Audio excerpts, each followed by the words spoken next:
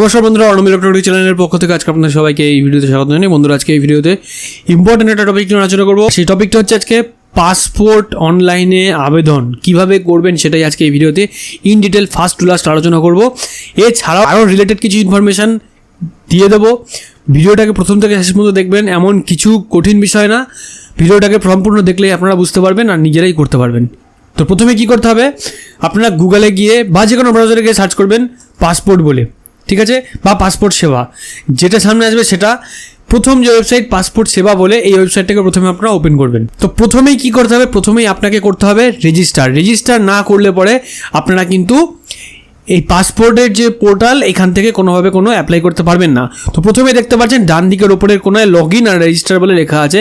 তো যারা একদম ফার্স্ট টাইম তারা এখানে রেজিস্টার অপশানে ক্লিক করবেন।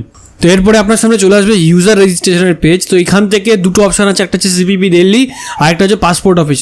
তো এখান থেকে আপনাকে চুজ করতে হবে পাসপোর্ট অফিস, যদি আপনি ওয়েস্ট বেঙ্গলের রেসিডেন্স হয়ে থাকেন। তো তারপরে হচ্ছে পাসপোর্ট অফিস। তো এইখানে অনেকের কনফিউশন থেকে আমার নিয়ারেস্ট যে পাসপোর্ট যে ভেরিফিকেশনের যে অফিস, সেইটা পাচ্ছি না। তো এইখানে সেটা আপনারা পাবেন না। তো কনফিউশনের কোনো জায়গা নেই। এখানে অবশ্যই পাসপোর্ট অফিসটাকে আপনারা চুজ করবেন কলকাতা বলে। তারপর এখানে ফুল নেম, মানে যার অ্যাপ্লাই হবে তার নাম আর তার মেল আইডি। নিচে একটা অপশান আপনারা জানতে চাইবে যে লগ ইন আইডি হিসাবে মেল আইডিটাকে ইউজ করতে চান কি না চান। তো যদি করতে চান তাহলে ইয়েস করবেন, যদি না করতে চান তাহলে নো করবেন। তাহলে নতুন করে আপনাকে ইউজার আইডি বানাতে হবে বা লিখতে হবে। তারপর আপনাকে নিজে থেকে পাসওয়ার্ড দিতে হবে। পাসওয়ার্ড দেওয়ার পরে সাইন আপ অপশানে আপনাকে ক্লিক করতে হবে। ক্লিক করার পরে আপনার যে মেল আইডিটা দিয়েছেন সেই মেল আইডিতে একটা 4টে ডিজিটের ওটিপি যাবে। সেই ওটিপিটাকে এখানে বসিয়ে এই রেজিস্ট্রেশন প্রসেসটাকে কমপ্লিট করতে হবে। এরপরে আপনি কি করবেন, আপনার মেল আইডি আর যে পাসওয়ার্ডটা বানিয়েছেন সেই পাসওয়ার্ডটা দিয়ে এই পোর্টালে লগ ইন করবেন। লগ ইন করার পরে আপনার সামনে এই রকম ইন্টারফেস আসবে। ইন্টারফেসের মধ্যে প্রথমেই থাকবে apply for fresh passport or issue of passport. তো এই অপশানটাকে আপনাকে ক্লিক করতে হবে। ক্লিক করার পরে আপনার সামনে পাসপোর্ট অ্যাপ্লিকেশনের টোটাল 9টা স্টেজ আছে। সেই 9টা স্টেজ আপনার সামনে খুলবে। 1 বাই 1 আপনাকে ফিল আপ করে করে করে করে এগোতে হবে। প্রথমে আছে অ্যাপ্লাইং ফর, কিসের জন্য, ফ্রেশ পাসপোর্ট নাকি রিইস্যু করবেন। তো এটা হবে fresh passport. Type of application কী করবেন, নর্মাল না তৎকাল। তৎকাল হচ্ছে আর্জেন্টের জন্য। তো তৎকালের অবশ্যই ফিস কিন্তু বেশি। নর্মাল পাসপোর্টের জন্য ফিস হচ্ছে 1500 টাকা, যদি আপনার নিচে 36টা পেজের পাসপোর্ট আপনি নিতে চান, বা বুকলেট 36টা হয়। যখনই এটা আপনার 60টা হয়ে যাবে তখন কিন্তু চার্জ আরও বেড়ে যাবে। তো নিচে টাইপ অফ পাসপোর্ট বুকলেট, এটা হচ্ছে 36 পেজেস। আপনি চাইলে পরে সেটাকে 60 পেজেসও করতে পারেন, তবে সেটাখানে চার্জ কিন্তু বাড়বে।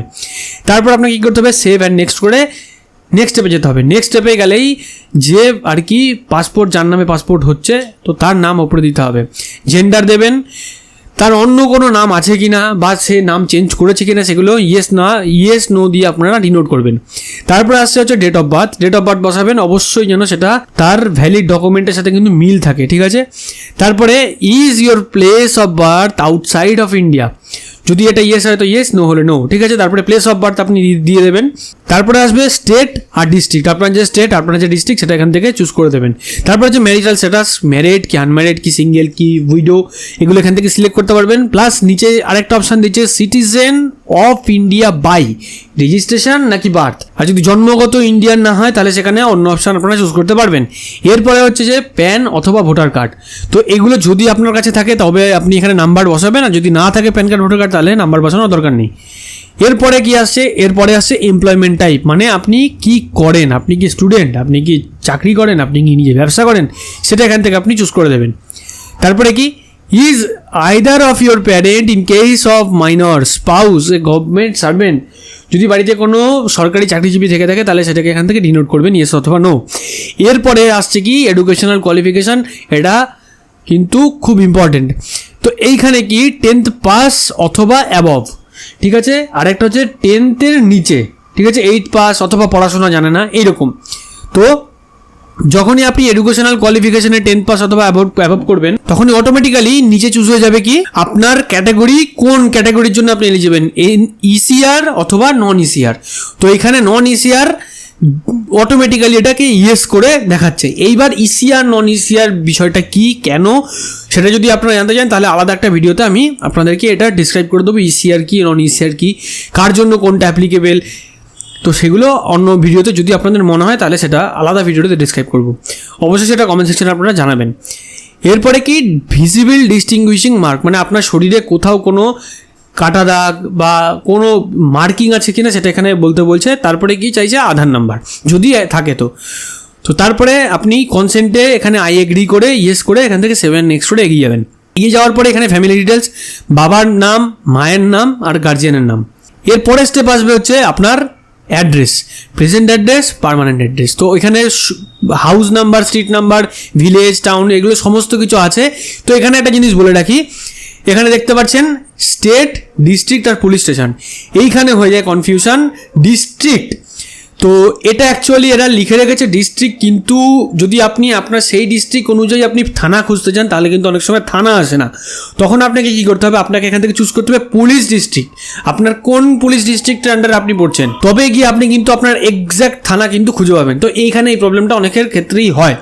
মোবাইল নাম্বার দেবেন, অবশ্যই মেল আইডি দেবেন, নিচে মার্ক করবেন যে আপনার প্রেজেন্ট আর পার্মানেন্ট অ্যাড্রেস সেম কিনা, 7 নেক্সট করে নেক্সট পেজে এগিয়ে যাবেন। এরপরে যেটা আছে সেটা হচ্ছে emergency contact number. Emergency contact নাম্বারে আপনি অবশ্যই বাড়ির কারোর একজনের নাম্বার দিতে পারেন, সেটা বাবা হতে পারে, মা হতে পারে, ওয়াইফ হতে পারে, হাজব্যান্ড হতে পারে। সেইখানে দেবেন, দেওয়ার পরে তার মোবাইল নাম্বার, তার মেল আইডি না চাইলে নাও দিতে পারেন, মোবাইল নাম্বারটা ম্যান্ডেটরি দিতে হবে। দেওয়ার পরে 7 নেক্সট করে এগিয়ে যাবেন। নেক্সট স্টেপটা হচ্ছে কি, এখানে আপনার কাছে কয়েকটা কোশ্চেন জানতে চাইছে। যে কি কোশ্চেন জানতে চাইছে, হ্যাভ ইউ এভার হেল্ড অথবা হোল্ড এনি আইডেন্টিটি সার্টিফিকেট? তো যদি থাকে তাহলে ইয়েস, নাহলে নো। ডিটেলস অফ প্রিভিয়াস অথবা কারেন্ট ডিপ্লোম্যাটিক অথবা অফিসিয়াল পাসপোর্ট, যদি আপনার আগে কোনো এরকম কিছু থেকে থাকলে ইয়েস, নাহলে নো। তারপরে কি, have you ever apply for passport but not issued? যদি এরকম কেস হয়ে থাকে আপনি পাসপোর্টের জন্য অ্যাপ্লাই করেছেন বাট পাসপোর্ট পাননি, যদি থেকে থাকে এরকম কেস তাহলে ইয়েস, নাই নো। দিয়ে 7 নেক্সট করে নেক্সট পেজে এগিয়ে যাবেন। নেক্সট পেজে হচ্ছে আপনাকে বেশ কয়েকটা কোশ্চেন এখানে জিজ্ঞেস করবে যে আপনার এগেনস্টে কোনো ক্রিমিনাল কেস আছে কিনা, আপনার কোনো ক্রিমিনাল অ্যাক্টিভিটি আছে কিনা, বা আপনি কোনো তো অসামাজিক কাজের সাথে যুক্ত আছেন কিনা, বা ইন্ডিয়ার বাইরে থেকে এসছেন কিনা, ঠিক আছে? তো এরকম প্রত্যেকটা এখানে বেশ কয়েকটা কোশ্চেন আছে, তো এগুলো ম্যাক্সিমামই নোই হয়, ঠিক আছে? এরপরে 7 নেক্সট করলে আপনাকে এই পাসপোর্টের পুরো প্রিভিউটা দেখাবে, মানে পাসপোর্ট আপনার কীভাবে আসবে, কোথায় কী থাকবে, ঠিক আছে? ছবি, অ্যাপ্লিকেন্টের ছবি আর সিগনেচার কিন্তু দেখাবে না এইখানে, ঠিক আছে? এটাকে এগ্রি করবেন, এগ্রি করে 7 নেক্সট করে এগিয়ে যাবেন। এগিয়ে যাওয়ার পরে এখানে আসে ডকুমেন্টের পালা। ডকুমেন্ট, এইবার এখানে একটা বিষয় আছে যে ডকুমেন্ট আপলোড করতে হয় কিনা। বন্ধুরা, এখানে ডকুমেন্ট আপলোড করার জায়গা নেই। তো এখানে প্রসেস হচ্ছে দুটো প্রসেস। কি, একটা হচ্ছে আপনি ডিজিলকারের অ্যাক্সেস দিয়ে গ্র্যান্ট করতে পারেন। আদারওয়াইজ যদি আপনি সেই অ্যাক্সেস, অনেকে ডিজিলকারের প্রবলেম থাকে, অনেকে ডিজিলকার মানে খোলা থাকে না, যদি না পারেন তাহলে পরে কি এখানে ডকুমেন্ট আপলোড করার কোনো জায়গা নেই বা আপলোড করতে হয় না। তো বন্ধুরা, এখানে কী কী ডকুমেন্ট চাইছে, প্রুফ অফ বার্থ চাইছে, সেখানে আপনি প্যান কার্ড দিতে পারেন, proof of present residential address Aadhaar card দিতে পারেন, প্রুফ অফ ECNR যেটা রয়েছে সেটা আপনি ডেট অফ বার্থের কাগজ দিতে পারেন, ঠিক আছে? এরপরে এটাকে আপনি জাস্ট এগ্রি করবেন, যে কনসেন্টটা দেওয়া আছে বা ডিক্লারেশন, এটাকে এগ্রি করবেন। করে আপনি কি করবেন, আপনি প্রিভিউ করতে পারেন। প্রিভিউ করলে পুরো অ্যাপ্লিকেশন ফর্মটা দেখাবে। তারপর আপনি সাবমিট করবেন। সাবমিট করলে পরে আপনার সামনে কি দেখাবে, your application form has been submitted successfully. দেওয়ার পরে দুটো অপশান, একটা হচ্ছে প্রিন্ট অ্যাপ্লিকেশান রিসিপ্ট, অবশ্যই লাগবে। তো আপনাকে এখানে দাঁড়িয়ে কী করতে হবে, প্রিন্ট অ্যাপ্লিকেশান রিসিপ্ট করলে পরে আপনার সামনে যে অ্যাপ্লিকেশানটা, সেই অ্যাপ্লিকেশানটা ওপেন হবে, বাট সেখানে লেখা থাকবে নট পেড, মানে আপনি এখনও টাকা পয়সা পেমেন্ট করেননি, ঠিক আছে?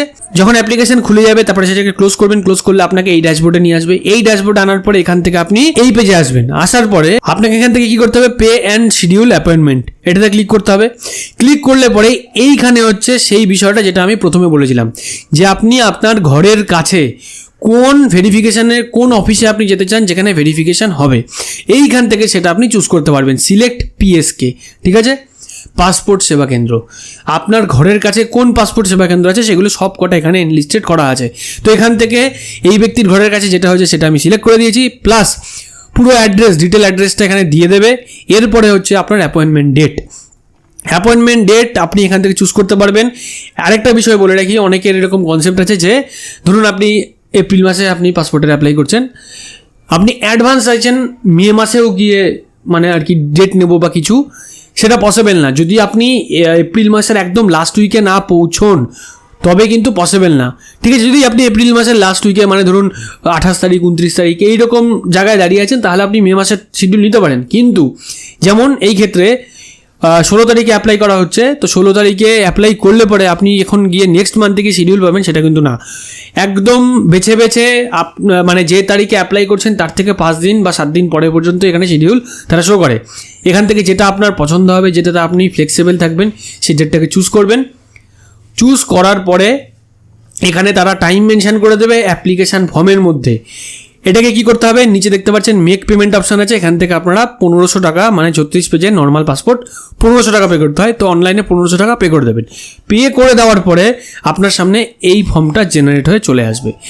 এই ফর্মটার মধ্যে ইন ডিটেল সমস্ত কিছু লেখা, কি ধরনের পাসপোর্ট অ্যাপ্লাই করছেন, কার নামে অ্যাপ্লাই হচ্ছে, তার বাবার নাম, মায়ের নাম, গার্জিয়ানের নাম, যদি ওয়াইফের নাম মেনশন করেন তাহলে ওয়াইফের নামও থাকবে, প্লাস বাট সমস্ত ডিটেল এখানে থাকবে।